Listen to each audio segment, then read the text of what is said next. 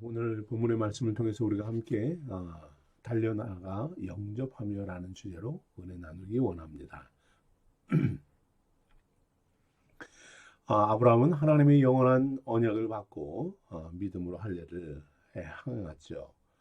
아마도 할례를 행한 지 얼마 지나지 않은 시기일 것입니다. 아브라함은 마므레 상수리 나무 근처에 장막을 치고 머물러 있습니다. 노인이 된 아브라함이 뜨거운 태양빛을 피하여 쉼을 갖기에 가장 적합한 장소일 것입니다. 그리고 그곳은 광야의 길을 지나가는 사람들이 나그네들이 잠시 쉬었다 지나가는 그러한 터전이 되기도 했을 것입니다. 오늘도 뜨거운 태양빛을 맞으며 지나가는 세 명의 나그네가 아브라함의 장막 맞은편에 서 있습니다. 장막문에 앉아있던 고령의 아브라함은 지나가는 나그네를 대접하기 위해서 자리에서 일어나서 그들에게 다가가지요. 언제나 아브라함은 이렇게 길을 지나가는 나그네들이 발을 씻고 쉬고 먹고 마시게 대접하는 이런 친절을 베푸는 사람인 것 같습니다. 오늘도 역시 마찬가지로 그와 같이 나그네를 대접하려고 합니다. 그런데 오늘 아브라함이 만나는 나그네는 단순한 길을 지나가는 사람들이 아니었습니다. 아브라함은 그들을 보자마자 분별하고 허리를 굽혀서 경배를 합니다. 그리고 이렇게 고백을 하죠. 3절의 말씀을 보면 내 주여 내가 주께 은혜를 입었사오면 원하건대 종을 떠나 지나가지 마시옵고 라고 합니다. 잠시 쉬라고 하면서 그들에게 대접을 하겠다. 떡을 조금 대접하겠다. 친절하게 말을 합니다. 그런데 찾아온 손님들을 얼마나 지극정성으로 대접하는지 오늘 성경은 이야기하고 있어요. 세 명을 위해서 아브라함이 준비한 음식은 엄청난 양입니다. 고운 가루 세 스아로 떡을 만들었다라고 합니다. 그런데 여러분 이 세 스아가 얼마나 많은 양인 줄 아십니까? 한 스아가 7.3리터의 양입니다. 한 7kg가 되는 양이죠. 세 스아라고 하면 우리 한 22kg, 22리터 정도의 가루를 가지고 떡을 만들었다라는 것입니다. 세 명이 먹는 양이에요. 어마어마한 양이죠. 그리고 가축대가 있는 곳에 달려가서 좋은 송아지를 잡았다라고 합니다. 이 송아지를 잡고 요리를 하고 오랜 시간이 지연이 되겠죠. 떡도 마찬가지고요. 그리고 우유와 치즈를 가져와서 함께 대접을 합니다. 세 명에게만 대접하는 것이 아니죠. 아마도 주변에 있는 모든 식솔들에게 함께 먹자라는 것입니다. 심지어 동네 잔치를 베푸는 것과 같은 그러한 모습이 아닐까 싶습니다. 많은 사람들을 초청해서 나에게 온 손님들을 보아라. 이분들은 그냥 나그네가 아니다 하면서 그들과 함께 잔치하며 즐거움의 시간을 보내는 것입니다. 아브라함은 손님을 위해서 최상의 대접을 베풉니다. 극진한 마음으로 대접을 해요. 아브라함은 왜 나그네에게 이렇게 지나칠 정도로 과하게 대접을 할까요? 이렇게 풍성한 호의를 베푸는 이유가 무엇입니까? 그를 찾아온 이들을 아브라함은 알았기 때문입니다.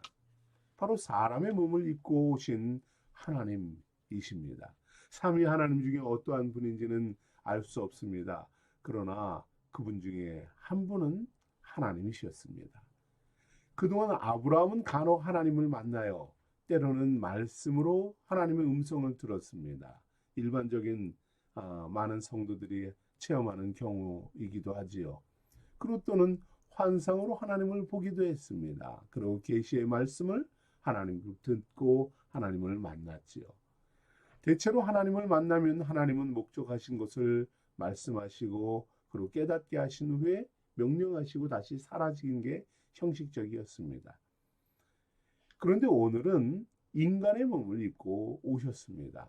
자신의 눈앞에 나타나신 것이죠. 모른 척 지나갈 수도 있었을 거예요. 멀리서 자신을 바라보는 사람이 누구인지 아브라함은 모르고 오늘은 그냥 지나가라 라고 할 수도 있었을 것입니다. 그러나 아브라함은 자신의 눈앞에 나타나신 그 하나님을 하나님이심을 직시하고 이분이 자신을 만나러 오신 하나님을 영접을 합니다. 오늘 하나님은 스스로를 내가 하나님이다, 여호와다라고 말씀하지 않습니다. 오늘 너에게 이 말을 한다라고 하지도 않습니다. 그렇게 나타난 것이 아니라 한 사람 나그네로 오십니다. 아브라함이 나타나신 오늘의 하나님은 다양한 표현으로 오늘 소개되고 있어요. 1장에서는 여호와라고 말을 합니다. 그리고 2절에서는 세 사람, 3절은 주여, 그 다음에 9절까지는 그들로 등장을 합니다. 바로 하나님이 은밀하게 아브라함에게 나타났다는 말입니다. 분별하기 어려운 모습으로 아브라함을 찾아오는 것이지요. 이분 중에 한 분은 하나님이며 둘은 천사입니다. 그리고 이 분 중에 하나님이심을 알 수 있는 것은 13절에 보면 여호와께서 아브라함에게 이르시되, 분명히 하나님이 아브라함에게 말씀하기 위해서 오셨다라는 사실을 이야기하고 있습니다. 하나님은 인간의 몸을 입고 아브라함은 인간의 몸을 입고 오신 하나님, 인격적인 존재로 오신 하나님을 만납니다. 그리고 그분에게 최상의 정성을 다해 대접을 하지요. 우린 간혹 이러한 이야기를 하지요. 하나님이 어떠한 모습으로 우리를 찾아오실 수 있다라는 이러한 이야기를 합니다. 여러분, 하나님은 어떤 모습으로 여러분을 찾아오시나요? 혹시 오셨는지조차 구분하지 못하고 지나치지는 않는지는 모르겠습니다. 하나님께서 영화롭고 아름다운 모습으로 찾아오신다면 어느 누가 그를 가까이 하지 않겠습니까? 서로 모시겠다고 아마 열정을 다할 것입니다. 그러나 지극히 평범한 광야의 이 나그네의 모습으로 오셨습니다. 아브람을 찾아가신 하나님은 다양한 모습으로 우리 가운데 오신다는 말씀입니다. 우리의 믿음과 애정을 달아보시기 위함입니다. 어떻게 긍휼의 삶을 살아가는지 보십니다. 어떤 사랑을 실천하는지 그것을 점검하시지요. 믿음의 삶을 돌아보십니다. 하루의 생활 속에서 우리가 만나는 사람들이 우리를 점검하고 우리의 신실한 믿음과 말씀을 어떻게 실천하는지를 지켜보기 위해서 오시는 하나님일 수 있다는 사실입니다. 특히 주님은 양과 염소에 비유해서 가난한 자, 소외된 자, 옥에 갇힌 자, 굶주린 자, 사랑이 필요한 자의 모습으로 다가오신다 말씀하고 있어요. 하나님은 우리가 사람을 대하는 자세를 통해 우리의 애정과 진심을 점검하시는 분입니다. 사람을 대할 때에 하나님을 대하듯이 신실하라 말씀하고 있는 것이죠. 믿음으로 대하고 자비와 긍휼의 마음을 품으라 말씀하고 계십니다. 주님을 향한 정성 어린 마음으로 사람을 대하는 것이 주님께서 우리를 평가하는 기준이 된다는 사실, 이것을 잊지 말아야 합니다. 특별히 히브리서 기자는 이렇게 이야기합니다. 아브라함이 형제를 사랑하며 손님을 대접하다가 부지중에 천사를 대접했다 칭찬하고 있죠. 여러분, 놀라운 일입니다. 환상으로만 보고 음성으로만 듣던 하나님입니다. 그러나 나그네를 대접하는 아브라함이 하나님을 직접 대면하여 보게 되는 것이에요. 하나님의 말씀을 직접 듣고 하나님의 거룩한 임재를 경험하는 축복을 누리게 되었습니다. 아브라함이 차려놓은 식탁은 마치 주님 나라에서 주님과 함께 먹고 마시는 천국의 잔치상과 같은 것이었습니다. 하나님과 충만한 교제를 나누는, 그리고 사람들과 즐거움을 나누는 천국의 잔치를 아브라함은 땅에서 맛보았던 것이죠. 이것을 경험하는 축복, 그것은 아브라함과 같이 대접하는 사람에게만 경험되어지는 것임을 말씀하고 있습니다. 하나님은 아브라함에게 충만한 은혜를 베풉니다. 만나서 잠깐 있다가 가는 것이 아니라 19장의 말씀을 보면 소돔의 내용이 나오죠. 이때 두 천사만, 하나님과 동행한 두 천사만 소돔으로 보내십니다. 그리고 하나님은 아브라함과 함께 계십니다. 그에게 놀라운 은혜와 생명의 말씀을 주십니다.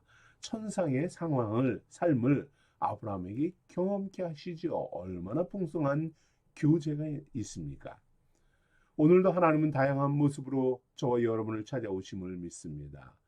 주님과 이처럼 교제할 수 있다면 얼마나 좋을까요?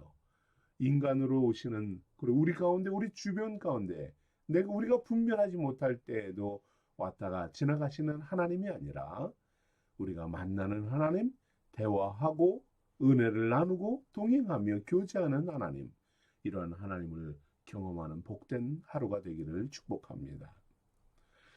오늘 하나님이 아브라함을 찾아온 목적은 아브라함과 이러한 교제를 나누기 위한 뿐만이 아니었습니다. 사라를 만나기 위한 목적도 있었죠. 앞장에서 하나님은 아브라함에게 영원한 언약의 말씀을 전해 주었습니다. 그리고 아브라함은 또한 이것을 사라에게 전달했겠지요. 하나님이 우리에게 이처럼 1년 안에, 내년 안에 이와 같은 축복을 주신다, 생명을 주시겠다 하신다 약속했을 말씀했을 것입니다. 그의 이름은 이삭이다 라고 했을 거예요. 그때 아마 사라의 반응은 어땠을까요? 아브라함의 말이 도무지 믿어지지 않았을 것입니다. 예를 들어서 여러분의 아내와 남편이 먼 훗날 우리가 한 70, 80이 되어서 우리가 아기를 낳자라고 한다면 어떨까요? 이 정신이 있는 사람인가? 노망이 들지는 않았나? 아마 싶을 그런 생각이 들 것입니다. 하나님은 사라에게도 영원한 언약의 축복을 직접 말씀해 주기 위해서 오늘 오신 것입니다. 이 필요성을 강하게 느끼셨고요. 열국의 어머니가 되는 것이었습니다. 만민의 많은 사람들의 믿음의 조상이 되는 것이었습니다. 사라에게도 하나님은 그를 만나 주시고 그에게 언약의 말씀을 전하여서 믿음으로 온전히 그 영원한 언약을 맞이하게 하시는 거죠. 믿음으로 하나님을 바라볼 수 있도록, 믿음으로 그 이삭을 양육할 수 있도록 하나님은 아브라함을 찾아오시고 사라를 만나 주시는 것입니다. 오늘 9절의 말씀을 보면 사라가 어디 있느냐 질문하십니다. 장막 뒤에서 아브라함과 대화를 나누는 하나님의 음성을 듣고 있는 사라에게 언약의 말씀을 선포합니다. 내년 이맘때에 내가 반드시 돌아오리니 내 안에 사라에게 아들이 있으리라. 공동 번역을 이 10절을 공동 번역으로 보면 이렇게 말합니다. 내년 봄 새싹이 돋아날 무렵 내가 틀림없이 너를 찾아오리라. 그때 내 안에 사라는 이미 아들을 낳았을 것이다 하십니다. 이 말을 들으면 사라는 아브라함과 같이 동일하게 웃음을 참지 못합니다.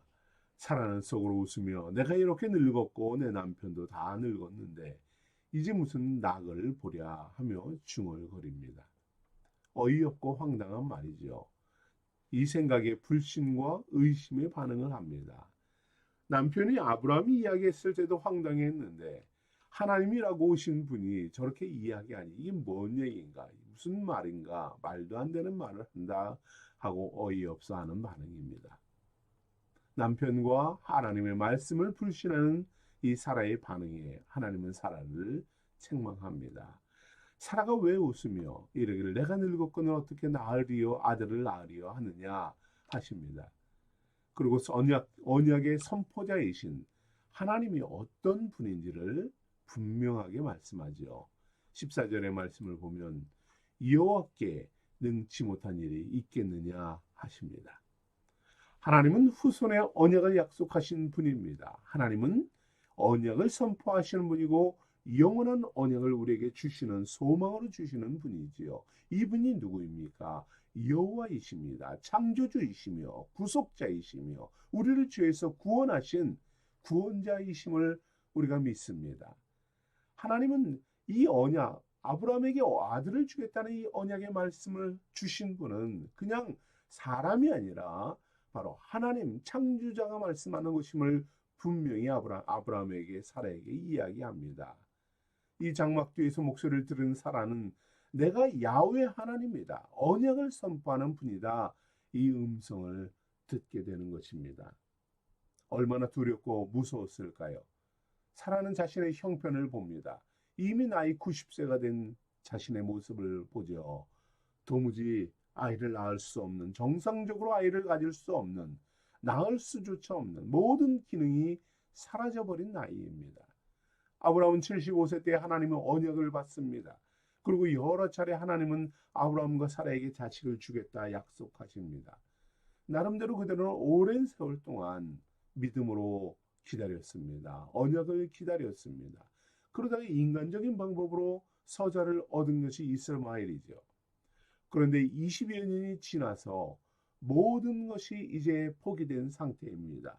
몸은 죽을 날만 기다리고 있고 이제는 제대로 움직이기조차 힘든 그러한 나이가 되었습니다. 그런데 아들을 낳을 것이다.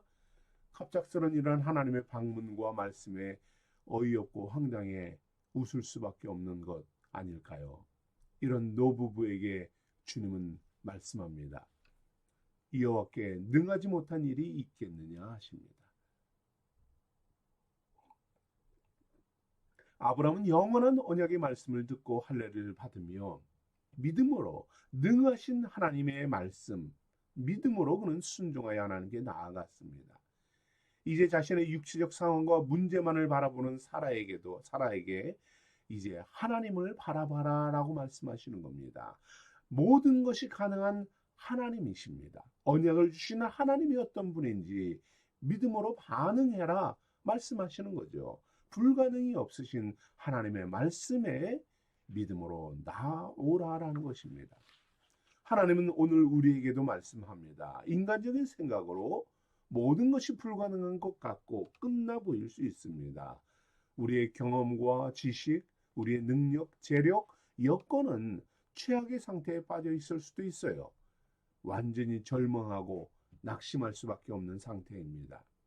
그러나 이런 상황을 바라보고 있는 우리에게 주님은 말씀합니다. 눈을 들어 하나님을 봐라 라고 하십니다. 너의 능력과 환경을 바라보고 불가능하다 끝났다 주저앉아 있지 말고 하나님에게 눈을 맞추고 하나님의 일하신 하나님께 맡겨보아라. 하나님의 능력이 너의 삶을 이끌게 하여라. 믿음으로 반응하라고 말씀하고 있는 것입니다. 우리가 믿는 하나님이 어떠한 분입니까? 하나님이 능하지 못한 일이 있나요? 그렇지 않습니다. 모든 것이 가능하고 성취하시고 언약을 이루시고 완성하시는 분이 우리 하나님이심을 믿습니다. 주님은 할 수 있거든이 무슨 말이냐? 믿는 자에게는 능치 못한 일이 없느니라 선언하십니다. 하나님은 우리에게 우리가 무엇을 보기를 원하십니까? 우리의 능력과 지혜를 하나님이 보시나요? 아닙니다. 하나님이 우리를 통해서 보기 원하시는 것은 우리의 믿음입니다. 얼마나 하나님의 말씀을 신뢰하며 살아가는지, 얼마나 영원한 언약이 붙잡힌 삶을 살아가는지, 얼마나 말씀을 붙들고 삶을 헤쳐나가는지 그것을 보시는 분입니다. 그것을 보기 위해서 아브라함을 찾아오셨고 그리고 사라를 찾아오신 것이죠. 얼마나 하나님을 바라보며 의지하며 나아가고 있는지를 점검하시는 분입니다. 우리는 능력의 한계가 없으신 하나님을 믿는 성도들입니다. 믿음으로 바라보고 나아갑시다. 하나님의 언약을 신실하게 성취하시는 그 하나님을 바라봅시다. 놀라운 은혜를 베푸시고 우리를 영원한 언약으로 이끄시는 그 하나님을 바라보고 나아가는 우리 생수의 성도들 되기를 축복합니다. 여호와께 능하지 못한 일이 있겠느냐 선포하며 담대히 믿음으로 반응하는 우리 승리의 성도들이 되기를 축복합니다. 우리 함께 기도하겠습니다.